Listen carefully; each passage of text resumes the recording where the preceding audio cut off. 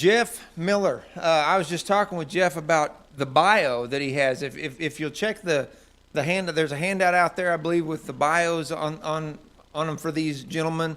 Very impressive. But I told him, so you're going to have to help me with some of these words. So I'm just going to tell you, I'll just give you what I have here. Dr. Jeff Miller graduated summa cum laude with honors at Freed-Hardeman University, receiving an earned BS degree in physical science with minors in Bible, French, and mathematics, and earned a BS in mechanical engineering from the University of Texas at Arlington. His academic honors included membership in several honor societies.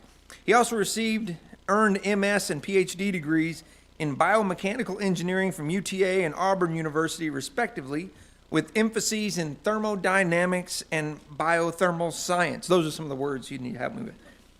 Biotransport phenomena, biomechanics, and navigation and control of biological systems. While at Auburn University, he also instructed courses in thermodynamics, fluid mechanics, heat transfer, as well as statics and dynamics.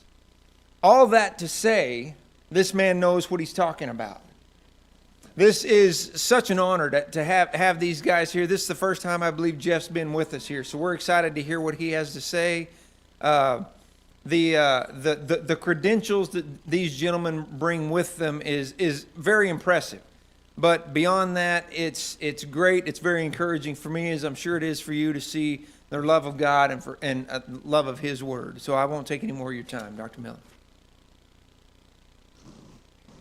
Yeah, I need that. I am excited to be here. This is my first time, I think, in the state of Idaho. And so far I've been impressed, and I'm hoping somebody will give me potatoes at some point. I told my wife that I need to have potatoes while I'm here. And I had French fries at McDonald's, I think, in the airport, but that doesn't really count, does it? I'm not even sure that's potato, really. Anyway, we're not going to actually cover a lot of science in this particular session. I'll give you a heavy dose of it in tomorrow's session. But in this session, I want to look at the answer to a very important question, using more just reasoning, thinking through the evidence about this question. So in our first session tonight, we looked at a sampling of the evidence that points to the existence of God. And obviously, we're going to be going through a lot of that throughout this weekend. But a few decades ago, really, the matter would have been closed at that point. After you proved to somebody that God exists, everybody knows that it is the God of the Bible. But now if you think about it, we've had several decades of pluralism that's been shoved down our throats, our young people's throats. And so now, just because you prove that a God exists, that doesn't necessarily mean that people know which God exists. And so this is a question we're starting to get more at Apologetics Press. Okay, let's say there is a God. How do you know which God exists? How do you know that it's not Allah or Buddha or the Wiccan religion or whatever? Or, another question then, how could anybody even come to know which God exists if you happen to have been born and raised in some other society, say some far-off non-Christian country that even outlaws Bibles? How is somebody supposed to come to know that it's in particular the God of the Bible that exists? So notice that in the material that was presented in the last session, really what we're doing is showing that there has to be a supernatural God, but we haven't proven which God exists. So this is the next logical step that you have to be able to take. So first of all, from a biblical perspective, we'd immediately disagree with a scenario where there would be somebody that is actually interested in the truth and cannot arrive at that truth. Is not given providential opportunities to come to the knowledge of truth. Matthew 5:6, Matthew 7:7 through 8 indicate anybody that wants to know the truth is going to be able to find it. But that said, for the sake of argument, we can certainly envision scenarios today where it'd be pretty difficult. There are people born in non-Christian homes, and they just really don't have a ready access to a Bible, to Christian thinking. How can people like that come to know that the God of the Bible is the true God? So the first line of reasoning that we would use to try to answer that question, that anybody can do, they don't even have to have a Bible, just by having the ability to reason and think, which humans have that ability. without even opening a Bible, there are some things you can learn about the Creator by studying creation. So Romans 1:20, you can look at the things that are made, right? You can study the things that are made, and come to a knowledge of God existing and come to know some things about the nature of that being. So can you learn something about a clothes designer by the clothes that he or she designs? You know, let's say there's clothes that are immodest. Does that say something about a clothes designer? Let's say they're very gaudy. So are there things you can learn about the tastes or even sometimes the virtues? What about a car? Can you learn something about the engineers that design a car based on the nature of that car? You know, whether they emphasize, attractiveness, speed, muscle, the environment. There's things that you can learn about the designers by a car. Is there anything that you can learn about parents by studying their children? Right? I can tell you something about parents, the things that they emphasize or the things they don't emphasize. Now, obviously, you can't learn everything there is to know about a person that way, but there's certainly some things that you can learn. So it would stand to reason that you could learn some things about the Creator from studying the things that were made by the Creator. And then compare those qualities, those characteristics of those supposed gods of the earth and start eliminating false gods. All right, now granted, that's not always easy to do in some cases where you're trying to sift through the evidence and try to figure out what is it that actually characterizes the Creator. Because like from a Christian perspective, we know that Satan has been at work corrupting things. And so things are not exactly the way they were originally created to be. Humans have made a mess along the way. And yet notice that Romans 1:20 was written thousands of years after all of that began. And yet Romans 1:20 still says that from creation, humans could learn about God by studying the things that are made. And in fact, not knowing certain things about God after examining the things that are made is inexcusable, according to Romans 1:20. All right, a person's not going to be able to stand on Judgment Day and say, hey, wasn't my fault, God, you didn't give me enough info. You're not going to be able to do that. You'll be without excuse, according to Paul. So, for example, we look at the created order and we learn about the Creator. So someone comes along and claims, really, I think that the Bible has it backwards, okay? I think that Satan, as the Bible describes him, is actually the creator of the universe. Okay, well, any person who's lived in the world for very long and knows about Satan as he is described in the Bible is going to immediately be skeptical of that kind of claim because we see that there's too many things in creation that wouldn't fit with Satan creating those things.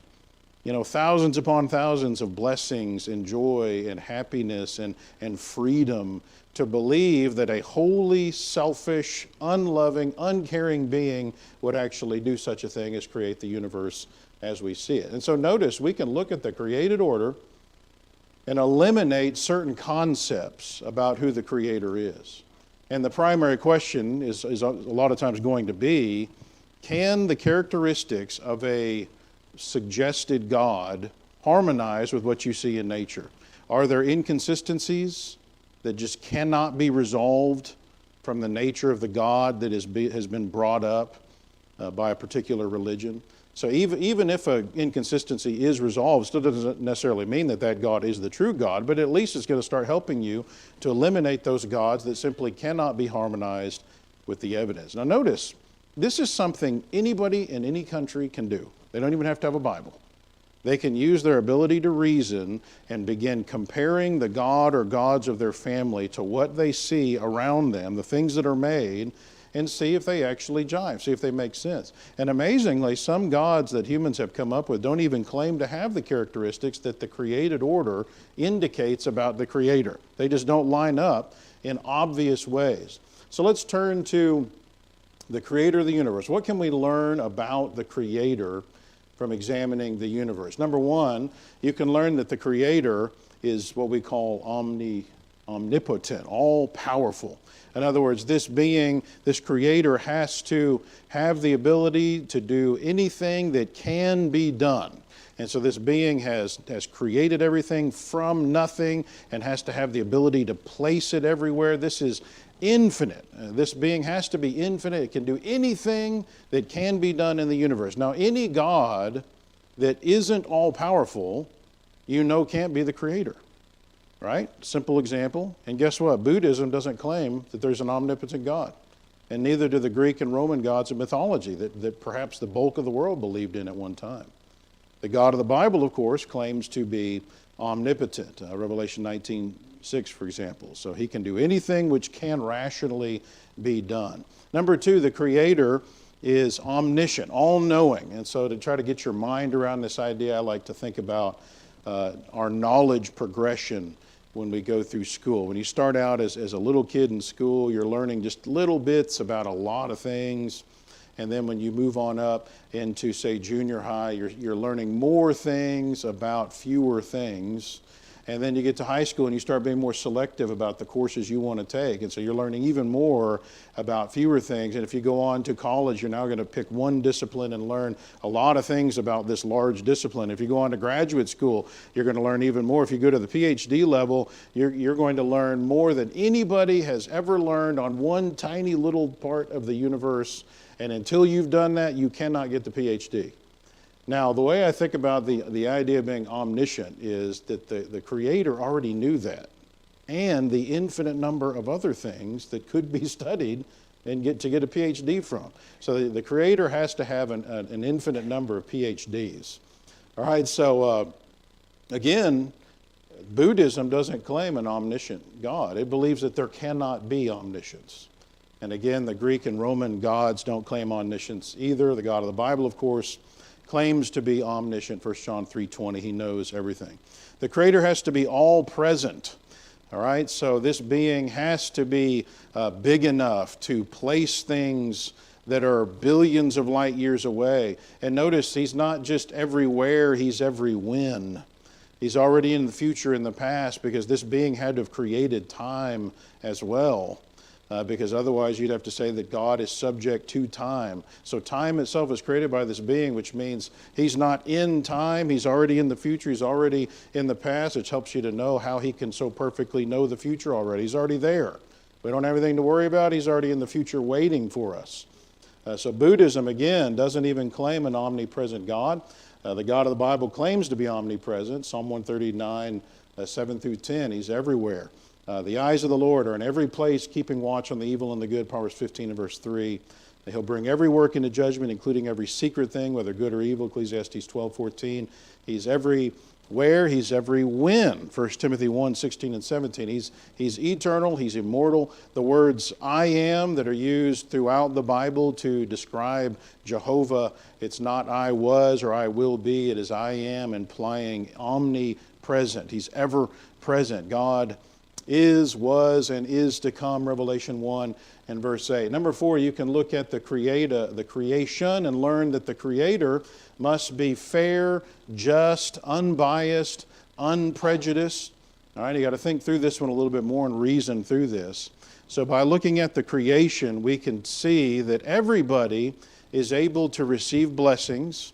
Everybody's able to receive suffering. Everybody has the potential to strive for and achieve their desires. It doesn't matter what your gender is. It doesn't matter what your race is. It doesn't matter how beautiful you are, how strong you are, how much money you have, your status. All right, so think about this. The Creator could have made the creation in such a way that only certain people could receive suffering and only certain people could receive blessings. But notice the Creator chose to create things in such a way that anybody has the potential for blessings and curses. All right, now humans can step in and tamper with the created order. So humans might do things that will cause injustices and suffering for others, and the Creator allows that to happen because of another one of the attributes that the Creator has. So humans might do things that will cause advantages and disadvantages. But notice, those are not inherent in the creation itself. freedom is inherent. And with that comes the potential to cause advantages and disadvantages for other people when humans exercise those freedoms. But the Creator, whoever it is, chose to create a system where everyone is born naked, everybody dies, everybody leaves all their physical possessions behind. We're on level footing. So the nature of the creation is such that apparently all humans are created equal. Right? The founders got that, which is why they placed that in the Declaration of Independence. So it's fundamental to nature. We're equal. A king is not actually of more value than a slave. Those advantages and disadvantages are created by humans, not the Creator. And also, remember, keep in mind that from a young age, we understand, even little 2- and 3-year-olds, understand the concept of justice and fairness. Right? If somebody comes over to a kid and takes his toy, nobody has to tell him that's not fair. Just listen to him. He knows it's not fair.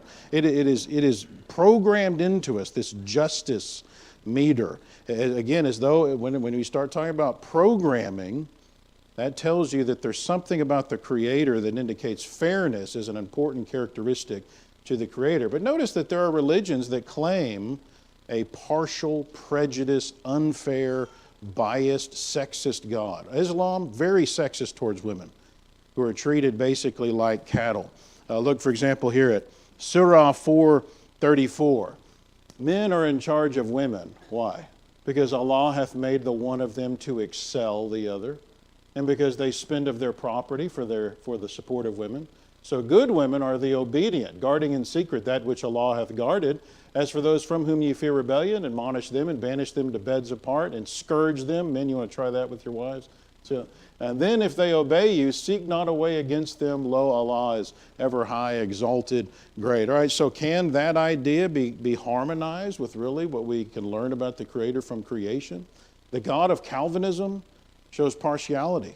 Some people are going to be saved unconditionally. Some people are predestined to salvation. Doesn't matter what their behavior is. Very partial God, totally unfair God. But notice that the Creator appears to be just and impartial. Everybody has the ability to have blessings. Everybody's guaranteed suffering and pain if you violate His laws. Now again, a person may come up with quibbles here and there against a certain concept of a God of various religions, and then the question will come, it'll be, can your concept of a God be harmonized with the evidence or not? So if I was from another culture and I was raised in a home where another God was worshipped, would I be able to harmonize what I see in creation with the concept of my God? So is justice and fairness a characteristic of the God of the Bible? Well, no doubt it is. The God of the Bible is described as just or fair, Psalm 7 and verse 11. He doesn't show partiality, Acts 10:34. He doesn't judge by outward appearance, 1 Samuel 16:7. He's not biased and prejudiced. He's the author of eternal salvation to all who obey Him, Hebrews 5:9, whether you're Jew or Greek, slave or free, male or female, Galatians 3:28. So any accusation that has been brought up against the justice of God has not been able to be sustained once it's examined critically. All right, so again, you got to think through, is that idea harmonize with a God that somebody has been raised to believe? So we can reason through and conclude other things about the Creator as well, as unselfishness, as mercy, and many other things. So these kind of characteristics can be seen in creation without even opening a Bible or any book. And they may be difficult to see clearly in some instances, again, because of the effects, we would say, of Satan and human freedom and genetic entropy in some cases and past sin. But there are still shadows of those. And of course, you can't necessarily, you're definitely not going to be able to learn everything about the Creator or even what the Creator expects of you through just looking at the creation. In the same way you can't learn everything about a poet from reading their poems, but you can certainly gather evidence. But that evidence that we can glean can then be compared to the characteristics of the gods of various religions, and you quickly start to see they don't line up. There's inconsistencies. Now, one would reasonably presume that only the true Creator is going to line up perfectly. So again, think through the implications of that. There is an inclination that is built into man to be religious. I don't know that we're going to be covering the intuitional argument this weekend, but it's one of the arguments for the existence of God. Roughly 90% of the world believes in some form of God. That it's built in. In fact, evolutionists just are pulling their hair out over this issue because there's no way to explain this rationally from an evolutionary atheistic perspective. Why? Because, and I could go talking about that, but we're not going to talk about that. We're going to keep moving. So God gave within humans the inclination to be theists. But on top of that, we have the ability to weed out false gods without even having a Bible. So people who are born and raised in countries where there's other religions that are thrust on them and they're indoctrinated in those religions, those people still have the ability to reason through and look at the evidence that doesn't line up, that'll cast doubt on their God. Without even opening a Bible, they'll have a starting place for their search for the one true God, but ultimately, of course, it's going to have to end in Scripture.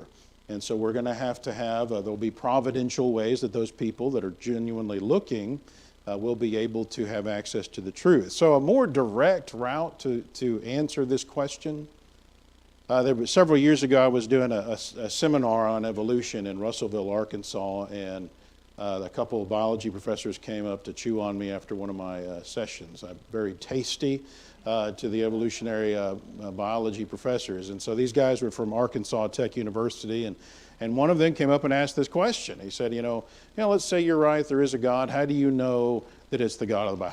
How do you know that it's not Allah or even the flying spaghetti monster, he said. I mean, how do you know it's the God of the Bible? And so the way that I responded to him was more this direct route that I want to talk about now. You can determine which God is the creator by studying the materials that claim to be from the Creator and assessing whether they prove themselves to be supernatural. All right, so think through this. One of the endemic characteristics of the created order is the parent-child relationship. So among humans and even the bulk of the animal kingdom. And so notice that says something about the Creator. And so we observe from these relationships the importance of parents in the life of a child. A good parent doesn't just leave a child to his own devices to figure things out. So whether man or beast, parents guide and instruct their children. This is a general trait of the entire world, even again among the animals. Trying to keep them safe, help them to know how to function well in life. There's a passing of important information. All right, so step back and think about the Creator. The Creator saw fit to create a system like that. Does that say something about the Creator? Wouldn't we conclude that the Creator would surely want to do the same thing with us? He would want to communicate with His creation to guide us and help us to know how to be happy. And He's the chief engineer. He's going to want to give us an instruction manual for how to do this. He's not going to just be hanging us out to dry to sink or swim, which is more what deists believe about the Creator. So believe it or not, there's really only a handful of materials that even claim to be from a God. And so we should be able to look at those few materials that claim to be from the Creator and see if they have divine characteristics. Characteristics that humans could not have produced, that only an omniscient being would be able to produce. Again, I want to repeat that. This is a key concept. We need to have the wording memorized on this because this is becoming a question you're going to hear more in coming years. Does a book, does material have characteristics which humans could not have produced? In other words, divine or supernatural characteristics. So, if humans produce materials, you'd expect there to be errors, right? Because to err is human. You'd expect contradictions. You'd expect flaws and inconsistencies. Humans have to put out revised editions. We're prone to mistakes. It doesn't matter how meticulous we are. Now, obviously, all of the books claiming to be from the Creator can't be true, since they give completely different stories and teachings. They'll contradict each other. All but the true book, therefore, were written by humans who were trying to trick others into following them, be it for power, fame, money, whatever it may be. But if the Creator is the author of something, we already know He's all-knowing and all-powerful, so you'd expect whatever He authored to be flawless in its original form and also have things in it that humans just simply could not have known or written. All right, so let's think through that in a more practical way. A real-world example of how you can determine if a human wrote something and tried to deceive everyone into believing that it was from God. All right, so think through this. Let's say the Creator wanted to communicate with mankind today. Do you expect that He would communicate with us using our language? All right, so imagine the Creator opening up the roof here and He wants to talk to us. Is He going to talk to you using our language today?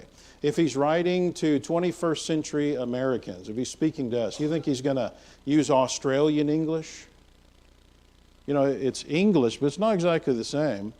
You know, it's a different dialect. I remember Dad doing mission work in New Zealand, and he learned real quick, you don't say piddling around in the pulpit down there. It means something totally different than it does up here. If the Creator was talking to us today, would He use English from the United Kingdom?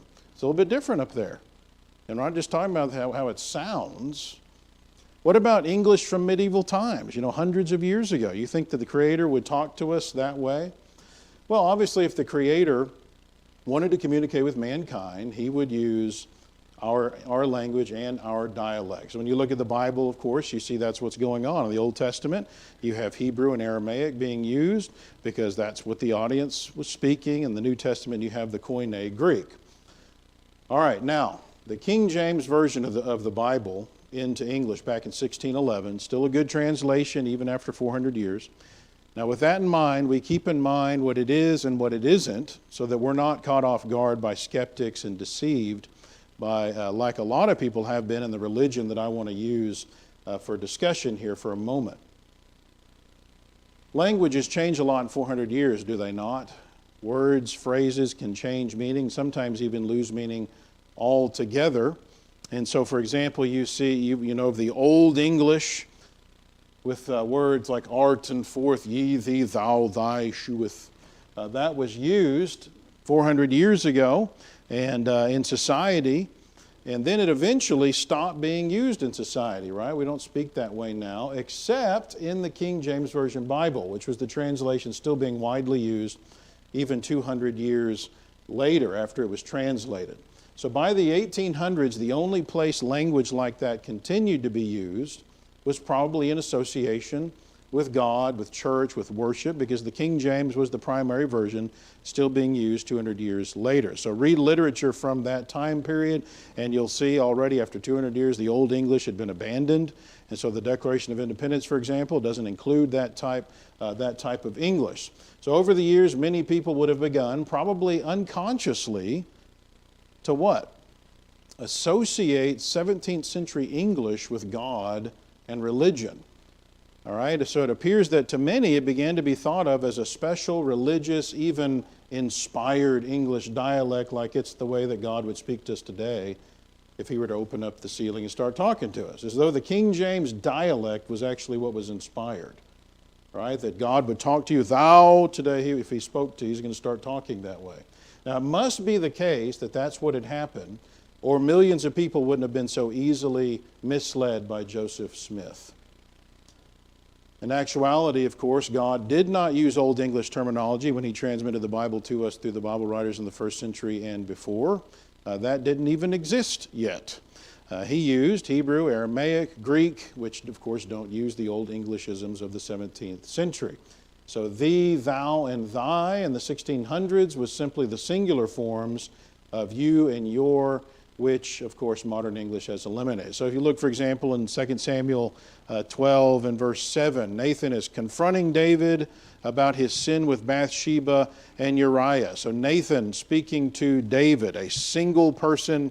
The New King James says, you are the man, Nathan says, right? What does the King James have? It says, thou art the man, right? All right, so is the King James right in that? No, all the King James is doing is using that Old English that was used in the 1600s. Now here, this is why this is important. The Book of Mormon was translated in 1830, over 200 years after the King James, by Joseph Smith, allegedly with God's guidance. And yet, throughout the Book of Mormon, the Old English is retained. All right, so you can go back and look at the original and see what I'm talking about. It is loaded with it. Old English just saturates this book. Okay, so why Would God translate the Book of Mormon in the 19th century with old 17th century English instead of using 19th century American English? The answer is he wouldn't. For the same reason that he wouldn't speak to us today in Australian English or medieval English. He would use our dialect. Okay, so the more important question, why does the Book of Mormon do that? Why does the Book of Mormon contain the Old English dialect? Apparently, Joseph Smith wanted to give his translation credibility, and it worked like a charm. Religious people would be more likely to believe in his book because it sounded like the holy, inspired dialect of the King James, and so that's what he retained. It sounded like God's Word, so it must be God's Word. In fact, the Book of Mormon contains over 17,000 words that come straight out of the King James. The respected, inspired, uninspired 1611 King James. In fact, entire sections of the King James are simply copied into the Book of Mormon, in many cases, even taking with it things that we now know are not good translations in the King James. Things like, for example, we know that the plural of cherub is not cherubs, it's cherubim. It's not cherubims, all right? And yet the Book of Mormon would say that wrong. It would put it wrong. So his ruse worked and continues to work with the millions of gullible people that have professed to be Mormon. I don't mean to be unkind by that, but that is what's going on. People have been duped by this man, Joseph Smith. So the Book of Mormon does not prove itself to be of divine origin. And this is just one example of its flaws.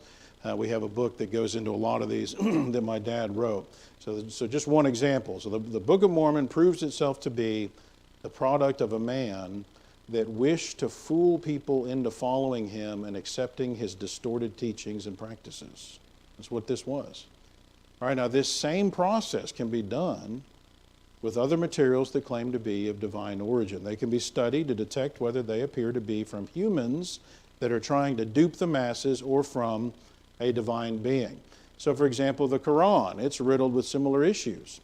So again, probably due to Muhammad's desire to lend credibility to the Quran, it copies liberally from the Jewish Talmud, which is a collection of Jewish fables, myths, and stories that were circulating in Muhammad's area at the time he was writing. The Talmud isn't even claimed to be inspired by the Jews. Muhammad probably would not have known that when he heard the Talmud stories from the Jews, and so he borrowed the tales from the Talmud and added them to the Quran to try to give it more credibility in his attempts to persuade people, probably Jews in particular, to follow his new religion.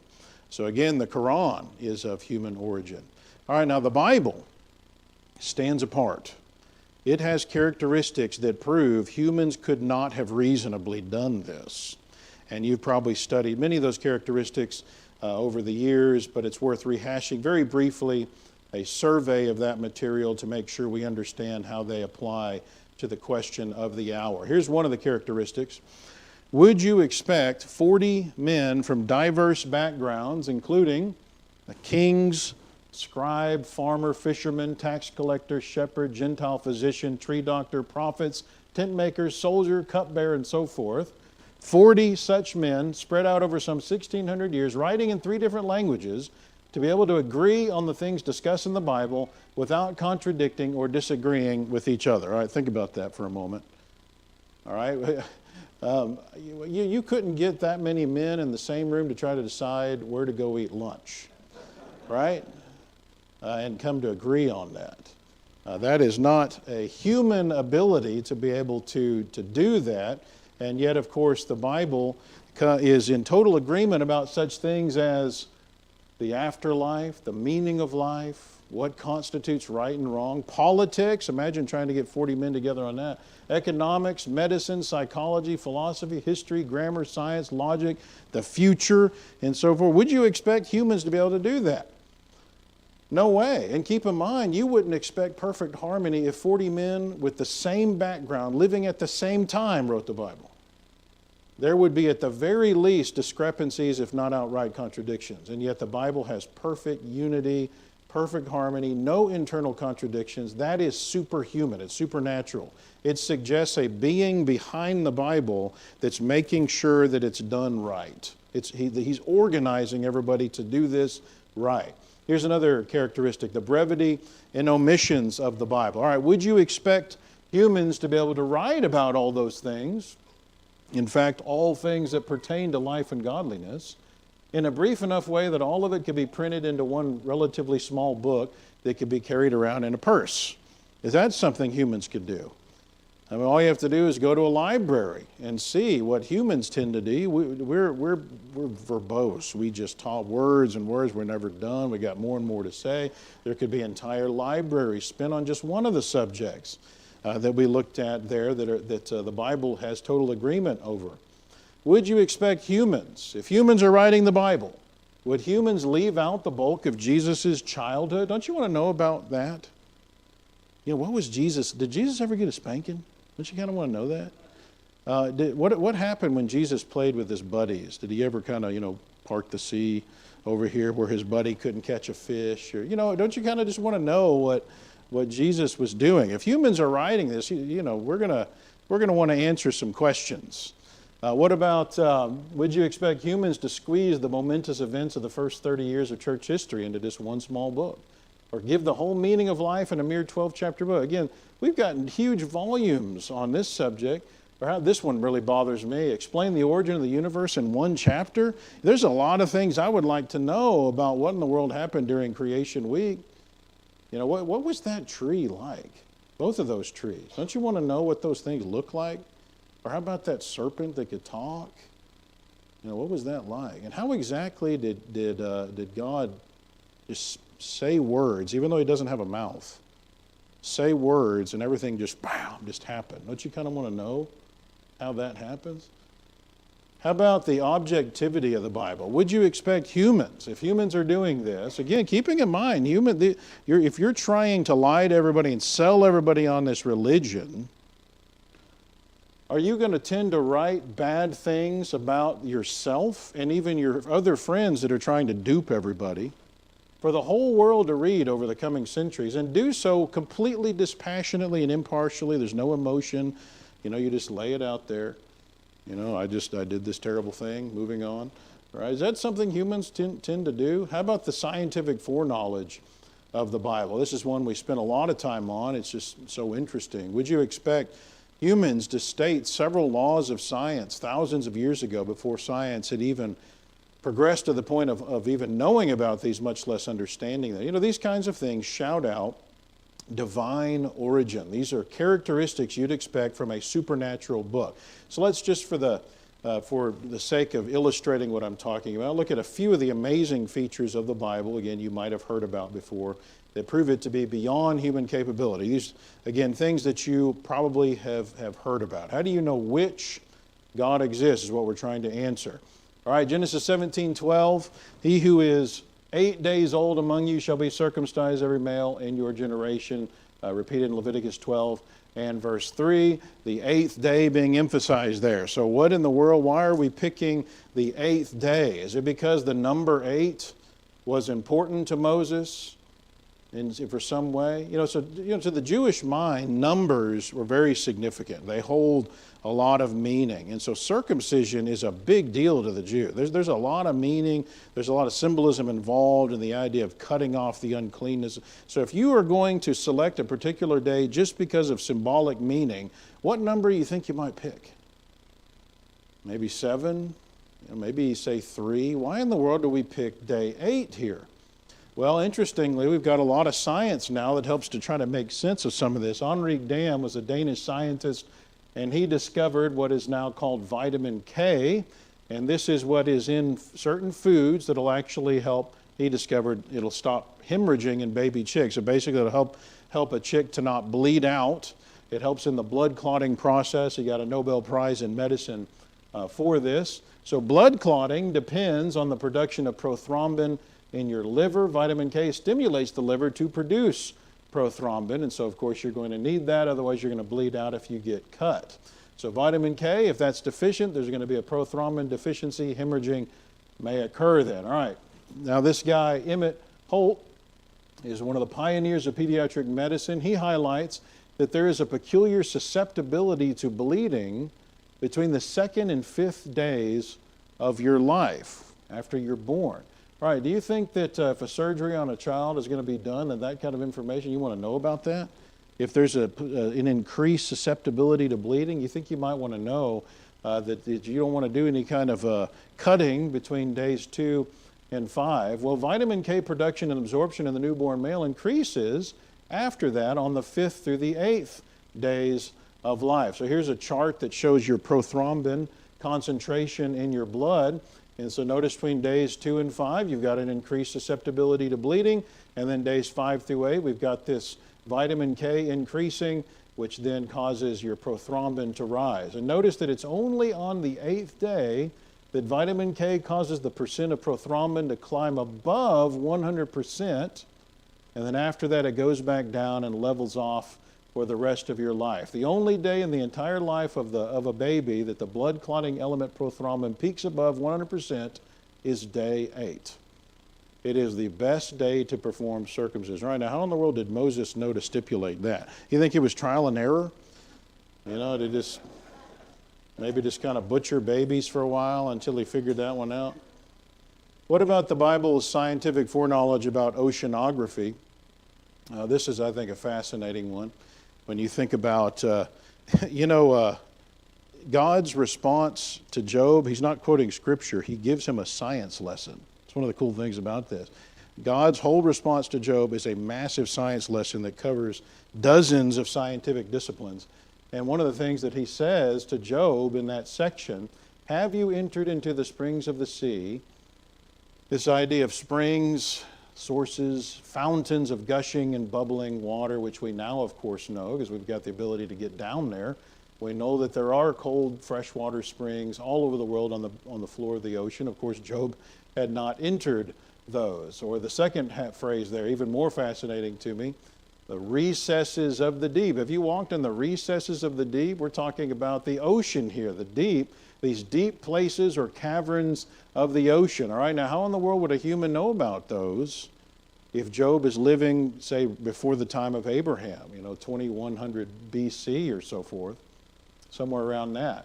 Whenever we only now know about these massive recesses that this is the kind of stuff I study. This is probably formed in the flood. In 1873, a team of British scientists initiated deep sea exploration and found a trench on the floor of the Pacific Ocean that's over 5 miles deep. The Mariana Trench, located off the island of Guam, is 1,580 miles long, 43 miles wide. And finally, we got the technology to be able to get down there. In 1960, the Trieste descended to the deepest point of the Mariana Trench, 35,800 feet. And since then, we now know that there are at least 22 trenches in various oceans. All right, so how would the writer of Job have known that the ocean possesses recesses like that? How in the world did he happen to figure that one out? Well, unless God, of course, told him, which is what the text actually says. Job doesn't claim credit for this knowledge. The text says this is God that knew about this. The Lord answers Job out of the whirlwind and makes this statement. All right, another attribute of the Bible. We're coming to a close here. Now, we started a little bit late, so I get to go a little bit late, right? All right, good. I appreciate that. All right, so another attribute that proves the Bible to be beyond human capability, predictive prophecy. This is a fascinating one. I wish we could use a lot of time on this. Aren't weathermen and sportscasters so good at predictive prophecy? They're just really good about, no, they're pretty bad at it. One of the more fascinating predictive prophecies to me is this prophecy about Tyre. And again, we've got a lot of material at AP.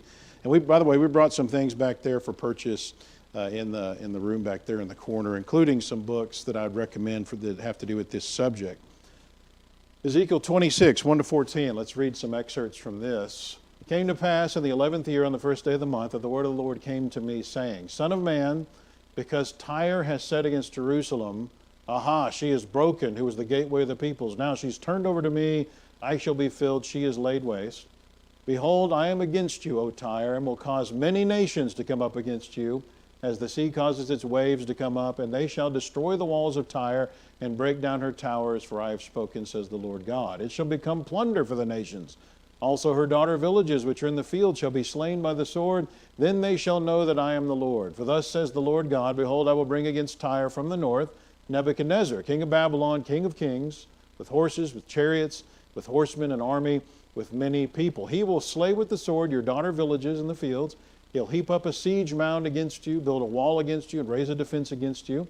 They'll break down your walls and destroy your pleasant houses. They will lay your stones, your timber, and your soil in the midst of the water.